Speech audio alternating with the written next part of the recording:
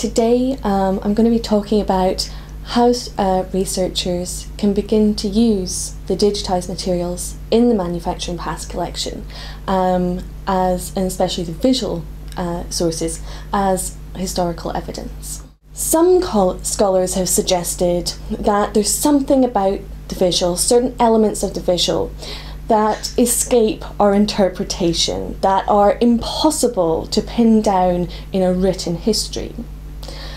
However, others have suggested that if something about the visual seems elusive, that should stimulate us to change our interpretive methods. As people begin to use visual evidence, methodologies will necessarily change. You'll always have to tailor your methodology to your individual project to a certain extent. How can I identify if an image is authentic? The approach that I found most useful is to think of images as visual objects.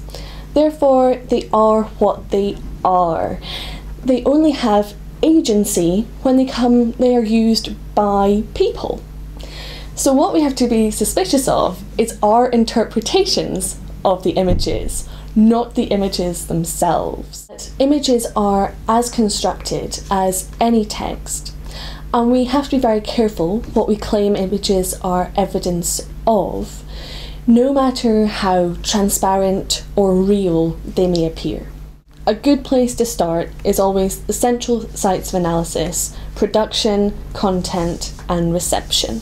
I'd now like to move on to talk about some images taken at the Liberty Factory, a major company in the boot and shoe industry in Leicester.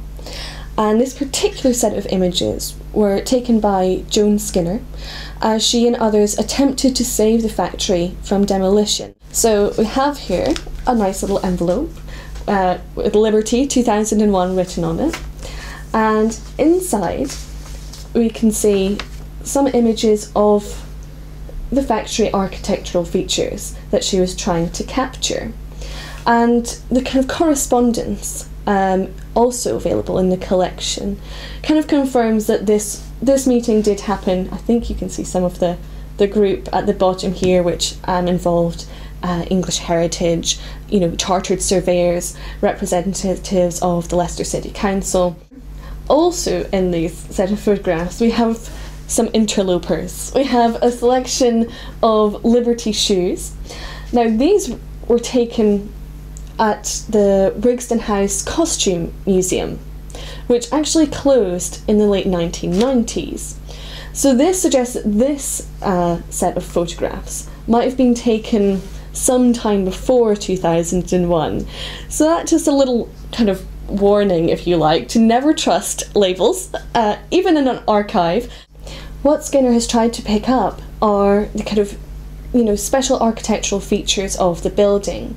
So here we see a kind of concrete frame, and this was a very early example of this type of factory structure, and was the only example in Leicester of what was known as the Hinnenbeek system. She's also perhaps tried to capture the interior of the building, in particular these kind of very 1960s staircase here. That was one of the few alterations made to the building. What you see Skinner and the other representatives doing is trying to make the case to preserve this building and try and point out its value, try and assess its value almost, for preservation.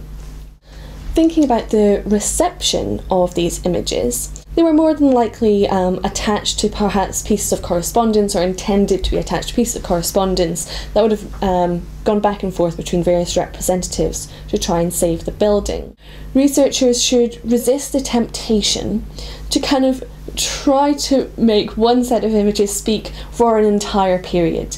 You really need to contextualise the images. And other elements of the collection, such as the newspaper articles, are really valuable for doing that. So what I really hope is that here is shown kind of how the collection is a real point of inspiration for future research, and a point to start off new projects and new ways of looking at our industrial history.